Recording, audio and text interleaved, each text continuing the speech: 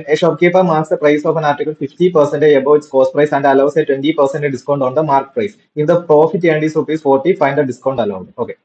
അപ്പോൾ നമുക്ക് 100 നമ്മളുടെ കോസ്റ്റ് പ്രൈസ് നമുക്ക് അസ്യൂം ചെയ്യാം. കോസ്റ്റ് പ്രൈസ് 100 അസ്യൂം ചെയ്യാണ്. അങ്ങനെയാണെങ്കിൽ മാർക്കപ്പ് ചെയ്ത് എത്ര ആയിരിക്കും? 50% വില കൂട്ടി മാർക്കപ്പ് ചെയ്യാം. അപ്പൊ 100 സാധനം 50% വില കൂട്ടുമ്പോൾ 150 രൂപയ്ക്കായിരിക്കും മാർക്ക് പ്രൈസ് ആണ്.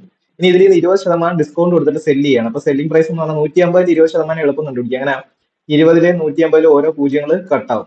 താഴെ 100 ഉണ്ടല്ലോ. അപ്പൊ 15 2 ഉള്ളൂ. 15 2 വെച്ചാൽ 30 രൂപ ഡിസ്കൗണ്ട്. 30 ഡിസ്കൗണ്ട് കഴിഞ്ഞാൽ ബാക്കി എത്ര രൂപയ്ക്കായിരിക്കും? 120 രൂപയായിരിക്കും വിൽക്കുന്നത്.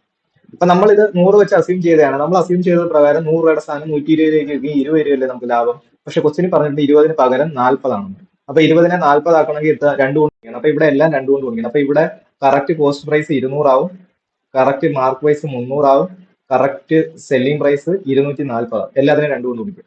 അപ്പൊ 200 സാധനം 240, ഇപ്പൊ 40 രൂപ ലാഭമായല്ലോ. അങ്ങനെയാണെങ്കിൽ നമ്മുടെ ഡിസ്കൗണ്ട് കറക്റ്റ് എത്രയാണ്? അപ്പൊ 300 സാധനമാണ് 240 വിൽക്കുന്നത്. അപ്പൊ 60 രൂപയല്ലേ ഡിസ്കൗണ്ട്.